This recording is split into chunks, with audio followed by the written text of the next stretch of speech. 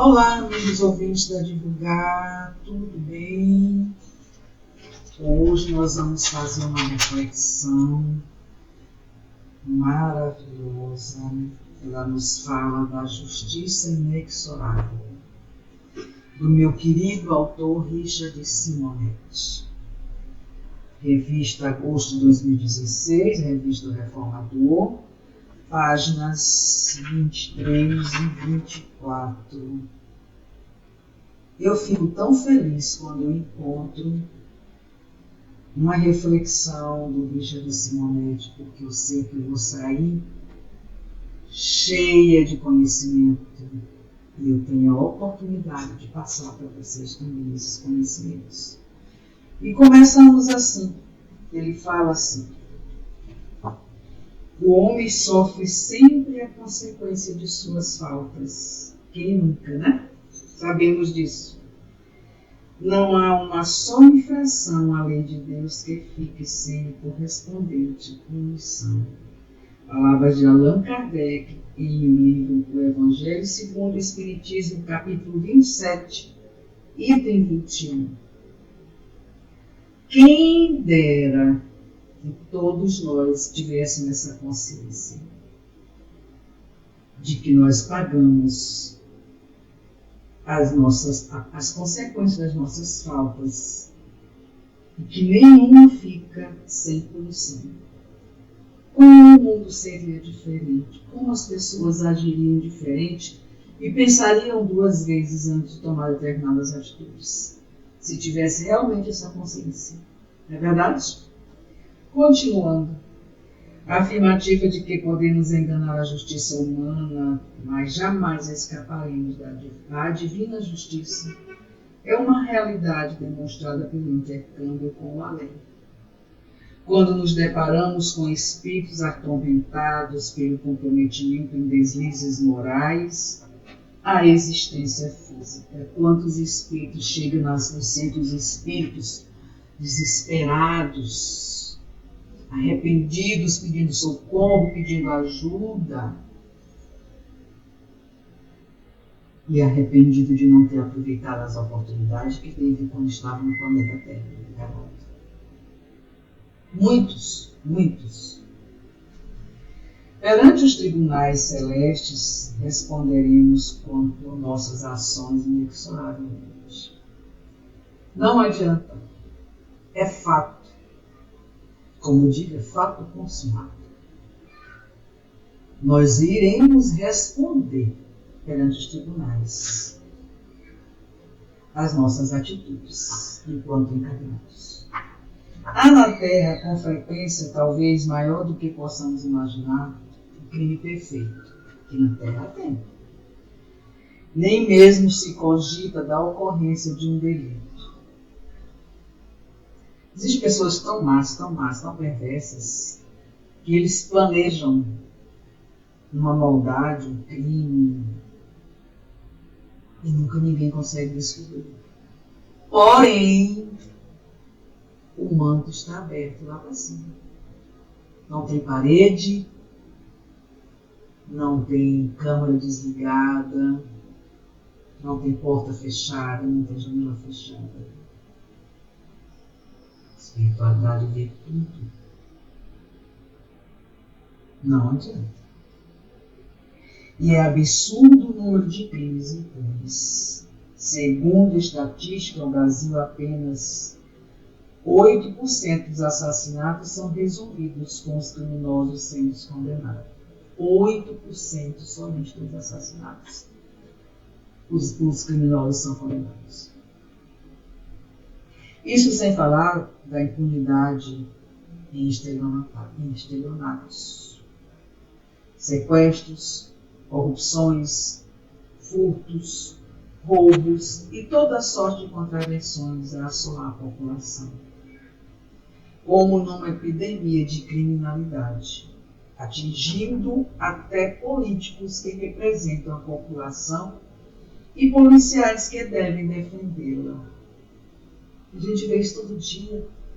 Basta ligar a televisão, ligar no jornal de uma certa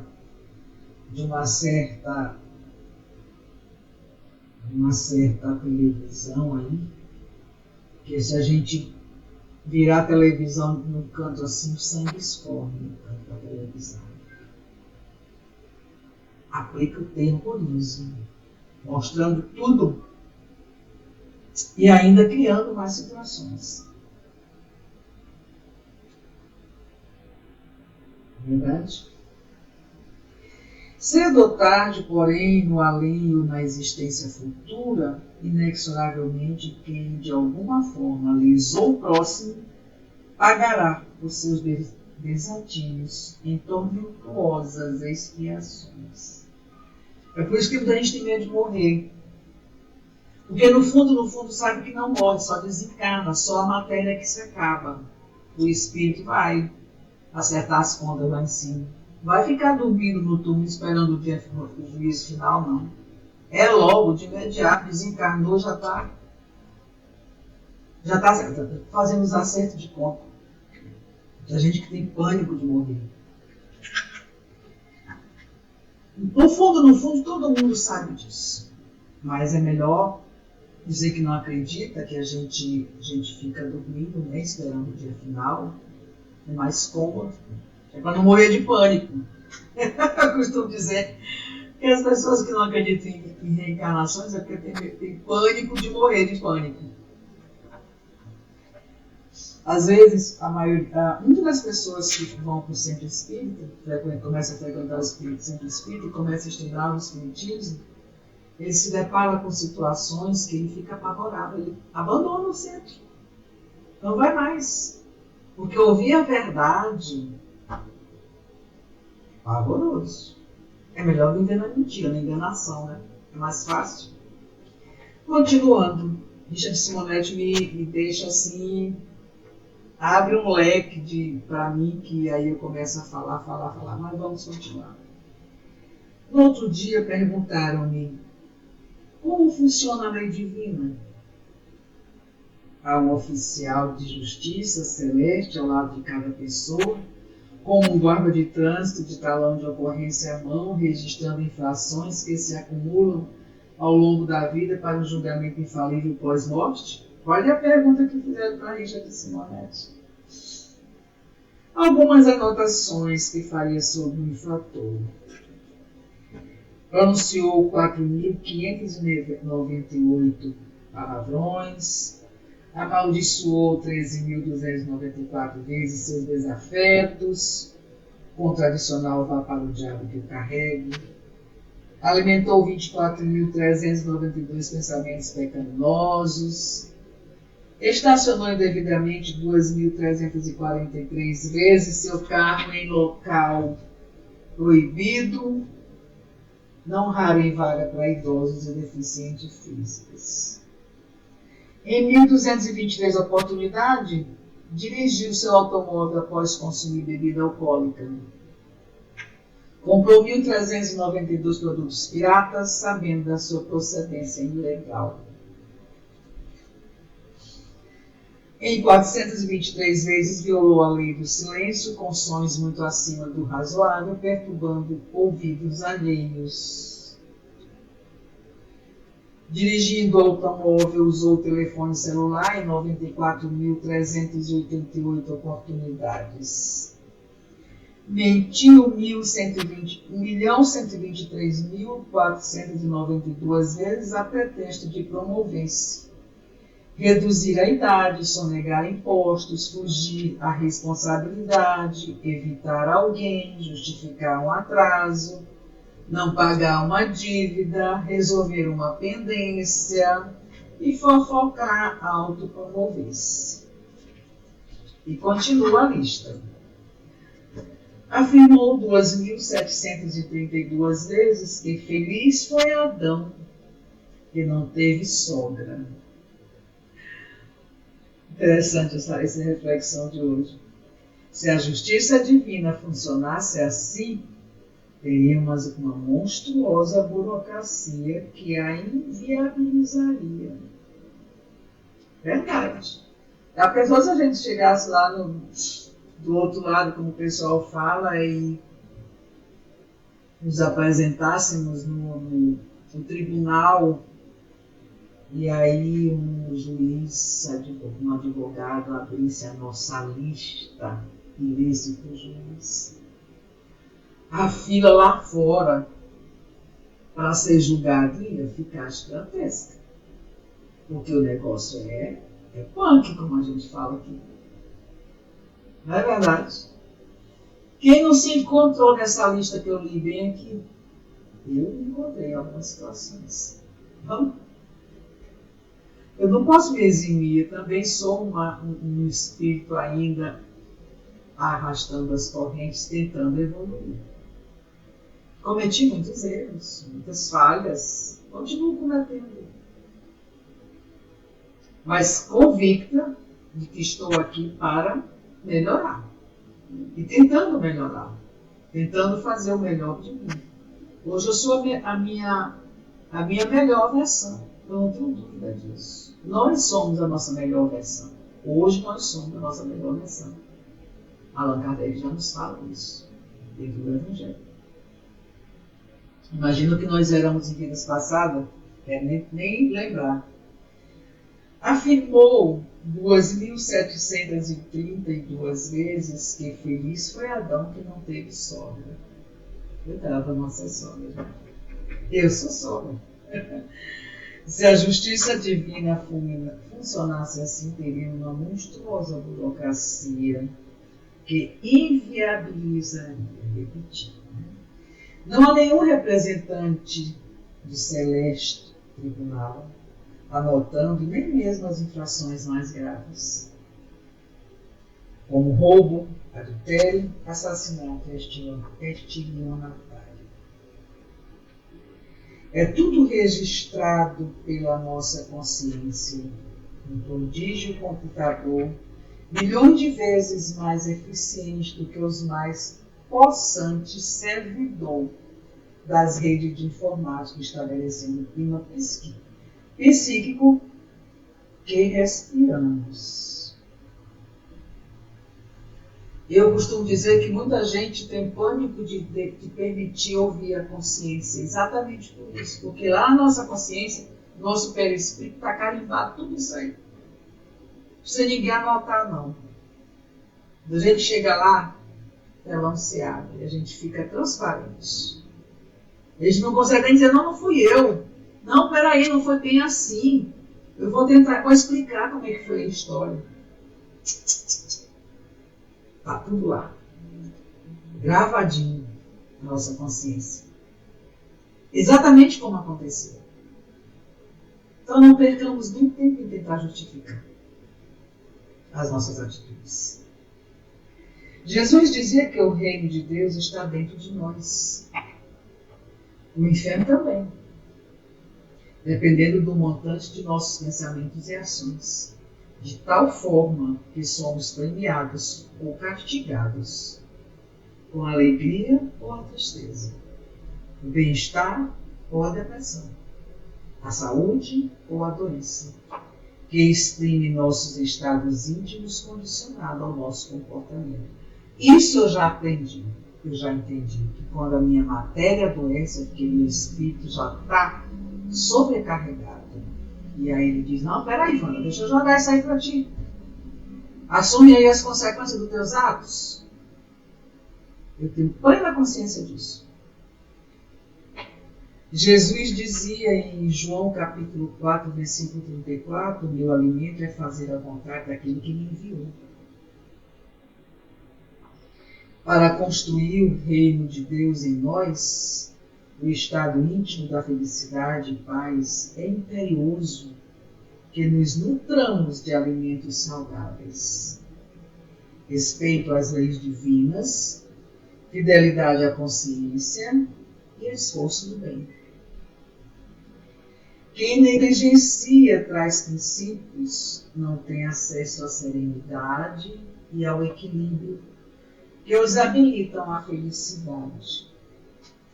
Eu costumo dizer, a gente costuma falar que o peso de consciência, a dor da consciência é o pior castigo que tem no mundo. É você não ter paz de espírito, como nossos antepassados falavam. Que nada mais, nada menos é a consciência. Você se torna uma pessoa assustada, uma pessoa infeliz, uma pessoa que passa a perseguir os outros, a maltratar os outros para se esconder do seu próprio mal. E eu tenho um refrão comigo: quem é feliz não se preocupa com a vida alheia. Muito pelo contrário, vive a sua felicidade em sua plenitude. Pessoas preocupadas com o peso corporal e propensão para a obesidade consultam diariamente a balança, avaliando o montante de gramas acrescentados ou reduzidos no empenho para afinar a silhueta. Tem gente que tem mania de balança, não pode ter uma balança que está subindo para se pesar.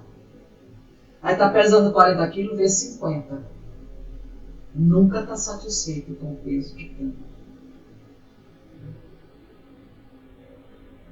Deveríamos consultar diariamente o peso da nossa alma na balança da reflexão. Olha o puxão de orelha aqui, galera. Meu povo, deveríamos consultar diariamente o peso de nossa alma na balança da reflexão. Isso é que eu chamo de puxão de orelha com maestria. E aí eu volto àquele assunto que eu falei lá no início, há pouco, sobre a consciência. Se permitir ouvir a consciência e tentar acertar o que errou, ainda há tempo.